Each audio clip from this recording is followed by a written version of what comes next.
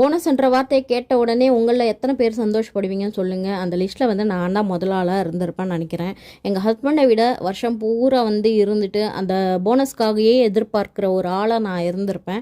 But first time என்னென்னா எங்கள் ஹஸ்பண்டோட ஆஃபீஸில் வந்து தீபாவளிக்கு தான் போனஸ் வரும். அதுவும் வந்து சில்வர் காயினாக கொடுத்துருந்தாங்க.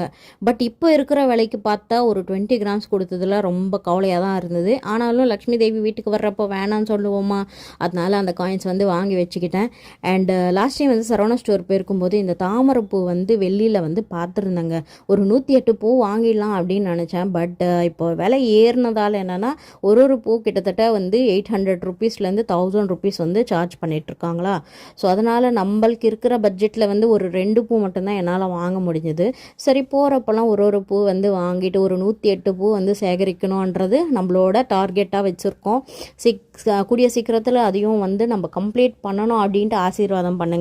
அதே மாதிரி லாஸ்ட் டைம் வந்து நெல்லூருக்கு போயிருந்தேன். ஸோ என்னோடய ஸ்டட்ஸுக்காக வந்து நான் அந்த பேக்கப்ஸ் மாதிரி இருக்கும் இல்லையா, அது வந்து என்ன மாடல்ஸ் ஏதாவது வந்திருக்கா பார்க்கலாம் அப்படின்னு போனதில் இந்த 2 மாடல்ஸ் எனக்கு ரொம்ப பிடிச்சிருந்ததுங்க. கண்டிப்பாக வந்து நெக்ஸ்ட் டைம் இதுக்கு தான் நம்ம வந்து டார்கெட்டாக பண்ணணும் அப்படின்ட்டு கோல்டில் வந்து இது டார்கெட்டு, சில்வரில் வந்து தாமரைப்பூ டார்கெட்டு அப்படின்னு வச்சுருக்கேன். ஸோ நீங்களும் ப்ளஸ் பண்ணுங்கள். கண்டிப்பாக வீடியோ லைக் பண்ணுங்கள்.